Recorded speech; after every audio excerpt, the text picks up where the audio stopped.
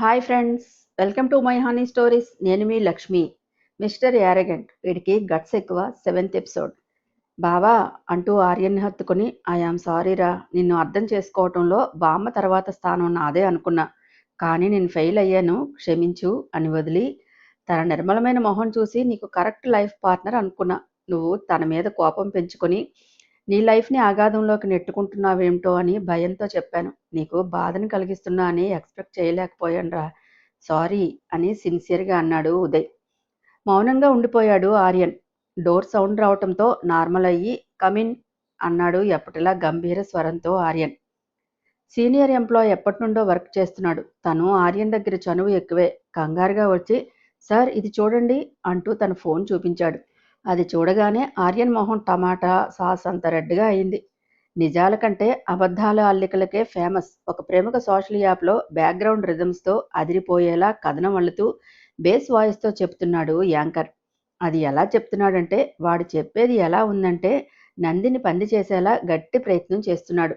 మన జనానికి ఒక ఇష్యూ దొరికిందంటే కోతికి కొబ్బరి చిప్ప దొరికినంత పండగ. అది నిజమా ఫేక్ న్యూసా అనేది పక్కన పెట్టి ట్రోలింగ్ స్టార్ట్ చేసేస్తారు. సేమ్ ఆర్యన్ మీద కూడా నెటిజన్ కామెంట్స్ రూపంలో ట్రోలింగ్ మొదలుపెట్టారు. వాళ్ళ వల్గర్ కామెంట్స్ చూసి ఆర్యన్లో మంటలు రేగాయి. డామిట్ అంటూ ఫోన్ని నేలకేసి కొట్టాడు రౌద్రంగా. అక్కడ తన ఫామ్ హౌస్లో సౌరభ్ ఆనందంతో రెచ్చిపోతూ బాటిల్ మీద బాటిల్ లేపేస్తున్నాడు. రే ఆర్యన్, నీ పరువు సంకనాకిపోయింది, ఏం పీకగలవో నేను చూస్తా అంటూ హా అంటూ అరిచాడు. వాడి తోక బ్యాచ్ వంత పాడుతూ చిందులు వేశారు. నిప్పులు చెరిగే కళ్ళతో, ఉదయ్ ఎవరు చేశారో ఇది నాకు ఇమీడియట్లీగా తెలియాలి, వాడెవడైనా నా చేతిలో చస్తాడు అన్నాడు కోపంగా ఆర్యన్. కూల్రా, సోషల్ మీడియా అంటేనే అంత, తెలిసింది గోరంతా, అయితే వాళ్ళు కొండంత చేస్తారు, నేను తెలుసుకుంటాను కదా అన్నాడు ఉదయ్. తెలుసుకో, గంటలోపు పూర్తి డీటెయిల్స్ కావాలి నాకు, సీరియస్గా చెప్పాడు. ఓకే ఓకే అనుకుంటూ వెళ్ళాడు ఉదయ్. ఆర్యన్ ఫోన్ రింగ్ అయింది. చూస్తే బామ్మ చేస్తోంది. కూల్ అవుతూనే లిఫ్ట్ చేసి, హలో నాని అన్నాడు సాధ్యమైనంతగా గొంతు తగ్గించి. నువ్వు ఇంటికి రా అంది కమాండింగ్గా. వై నాని అన్నాడు. వెంటనే బయలుదేరు అని కట్ చేసింది శాంతమ్మ. ఫోర్ హెడ్ని వేళ్లతో నొక్కుంటూ, అంకుల్ మీరు వెళ్ళండి అన్నాడు ఫోన్ చూపించిన రామనాథం గారిని. బాబు, ఆవేశంతో కాదు, ఆలోచనతో చెయ్యండి, ఇది మీ పరువే కాదు, ఒక ఆడపిల్ల జీవితానికి సంబంధించింది అని చెప్పి వెళ్ళాడు. కార్ కీస్ తీసుకుని బయటకు వచ్చి, ఉదయ్ కమాన్ అన్నాడు ఆర్యన్. అప్పటికే ఆఫీస్ మొత్తం న్యూస్ గుప్పుమనటంతో వింత చూపులు చూస్తున్నారు స్టాఫ్ అంతా. వాళ్ళందరినీ చూసి వాట్ అంటూ అరిచాడు ఆర్యన్ గట్టిగా.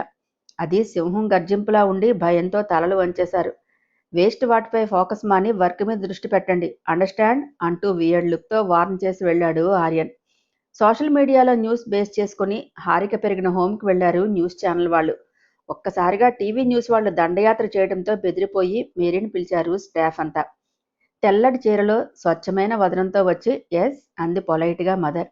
మేడం, నీహారిక మీ హోంలోనే పెరిగిందని తెలిసి వచ్చాము అన్నారు మీడియా వాళ్ళు. సో వాట్ అంటూ మొహం చిట్లించి, పెరిగితే తనతో మీకేమవసరం అని ప్రశ్నించింది మదర్ సూటిగా. మేడం, హారిక అనే ఆమెని ఆర్యన్ మహాజన్ బలవంతంగా పెళ్లి చేసుకున్నాడని తెలుస్తోంది, దీనిపై మీ స్పందన అంటూ మైకులు ఆమె ముందు పెట్టారు. అది వాళ్ళ పర్సనల్, నేనెలా స్పందిస్తాను, నో కామెంట్ అని ప్లీజ్ నన్ను ఇబ్బంది పెట్టకండి అందామె. ఆర్యన్ పలుకుబడికి మీరు భయపడుతున్నారా అంటూ ఒక పర్సన్ అడిగాడు. కోపంగా చూస్తూ మీ శాలరీ ఎంత అని తిరిగి ప్రశ్నించింది మదర్. ఆవిడ క్వశ్చన్కి వింతగా చూస్తూ తన శాలరీ చెప్పాడతడు. మీ శాలరీలో ఎంత పర్సెంట్ ఇలాంటి హోమ్స్కి డొనేషన్ ఇచ్చి ఇస్తున్నారు అని సూటిగా అడిగింది మదర్. అతను నీళ్లు నమిలాడు. 1 రూపీ కూడా వెచ్చించరు, యామై రైట్ అంటూ సీరియస్గా చూసింది మదర్. ఆన్సర్ చేయకుండా మౌనంగా చూస్తున్నారు ఆమె వైపు అంతా. 10 రూపాయలు లేని వాళ్ల కోసం ఖర్చు చేసే మనస్సు మీలో ఎంతమందికి ఉందో నాకు తెలియదు, కానీ చూడండి, మీకేం తెలుసో నాకు తెలియదు, ఈ హోమ్ ఫౌండర్ ఆర్యన్ గారే. ఇంతమంది అనాథ బిడ్డలు 3 పూట్ల కడుపు నిండా ఇంత అన్నం తింటున్నారంటే అది ఆయన చేతి చలవే అని గ్యాప్ ఇచ్చి, హారికని లవ్ చేసి మ్యారేజ్ చేసుకున్నారు, వాళ్ళు 1 ఇయర్గా లవ్లో ఉన్నారు అంటూ అందరినీ చూసి, మరి ఎవరికీ తెలియకుండా ఎందుకు చేసుకున్నారు అని మీ క్వశ్చన్కి నా దగ్గర ఆన్సర్ లేదు అని వెళ్ళిపోయింది మదర్. ఏదో లాగుదామని ఎగరేసుకుంటూ వచ్చిన మీడియా మిత్రుల మొహాలు వేళ్లాడేసుకుని వెళ్ళిపోయారు. మీడియాలో వచ్చిన న్యూస్ చూసిన ఆర్యన్ పెదవులు చిన్నగా విచ్చుకున్నాయి. టూర్కి వెళ్ళిన కౌశల్ ఫ్రెండ్స్ న్యూస్ చూసి, ఏ కౌశల్, ఈ న్యూస్ చూడు, మీ అన్నయ్య మ్యారేజ్ చేసుకున్నాడంట అంటూ చూపించారు. ఆర్యన్ అంటే ఈర్ష్య అసూయలు కాస్త పాలు ఎక్కువే ఉన్న కౌశల్ అది చూసి, అలాంటి వేస్ట్ డిస్కషన్స్ నా దగ్గర పెట్టకండి. వాడు పెళ్లి చేసుకుంటే నాకెందుకు, పోతే నాకెందుకు రెక్లెస్గా అన్నాడు. రేయ్, ఎదురుగా ఉంటే వణుకుతావు, ఇప్పుడేంట్రా ఫోజులు కొడుతున్నావు అని ఎగతాళిగా అన్నాడు ఒక ఫ్రెండ్. వాడి కాలర్ పుచ్చుకొని ముందుకు గుంజి, రేయ్, నాకు మండిందంటే ఈ వాటర్లో జలసమాధి అవుతావు నువ్వు అని కోపంగా అరుస్తూ, ఎవరికిరా వణుకు, అదంతా యాక్షన్ అంతే, మా అమ్మకు జడిసి, అంతేగాని ఆర్యన్ గాడికి భయపడి కాదు అను అరిచాడు కౌశల్. సారీరా, వాడిని వదులు, ఏదో తెలియక వాగాడులే అన్నారు మిగిలిన వాళ్ళు.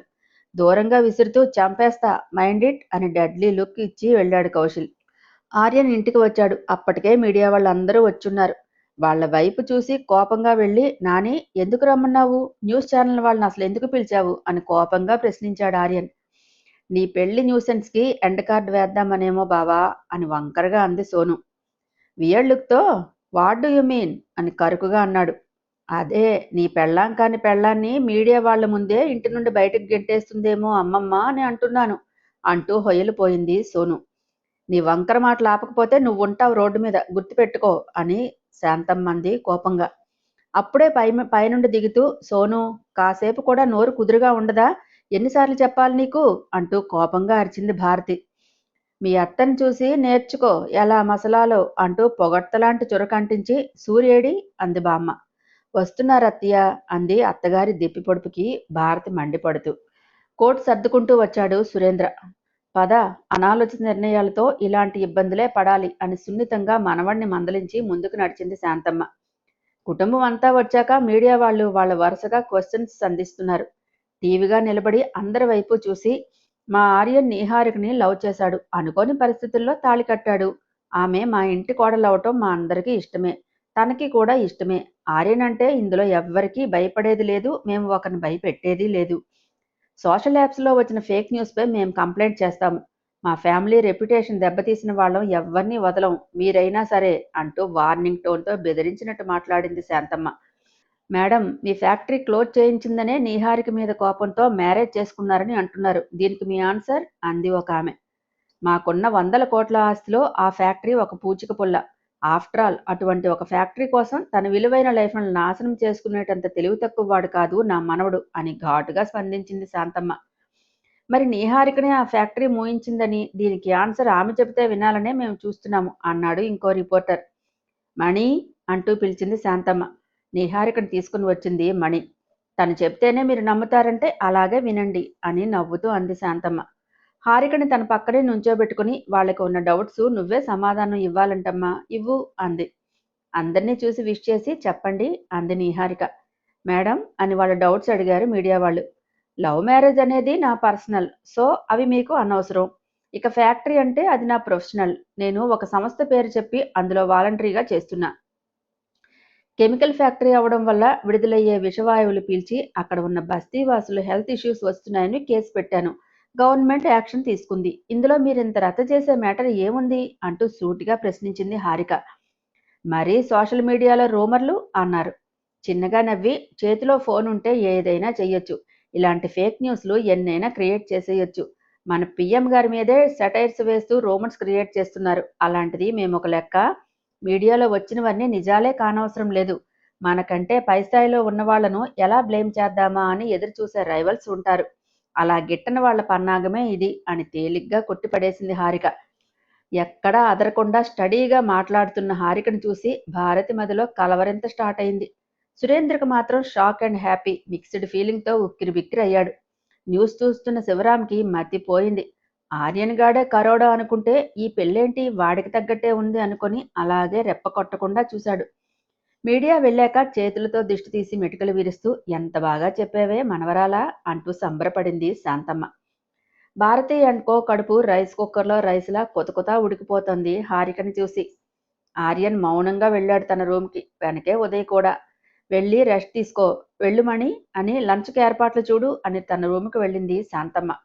అత్త, చూసావా, అది 2 మాటలు ఈవిడ గారికి ఫేవర్గా మాట్లాడిందని మొహం ఎలా వెలిగిపోతుందో అంటూ పళ్ళు నూరేసింది సోను. నీకు ఈ నోటిదోలే తగ్గించమని చెప్పాను అంటూ వెళ్ళింది భారతి. బాల్కనీలో నుంచుని డీప్ థింకింగ్లో ఉన్న ఆర్యన్ భుజం మీద చెయ్యి వేశాడు ఉదయ్. ఎవరో తెలిసిందా? ఎవడు వాడు? ఇంకెవడు, సౌరభ్ గాడే. కానీ వాడు హైడ్ అయ్యి తొట్టి గ్యాంగ్ని ఇన్వాల్వ్ చేశాడు. వాడు ముంబై వెళ్ళాడంట అన్నాడు ఉదయ్. పిరికి వెధవలా పారిపోయాడా అంటూ పళ్ళు నూరాడు ఆర్యన్.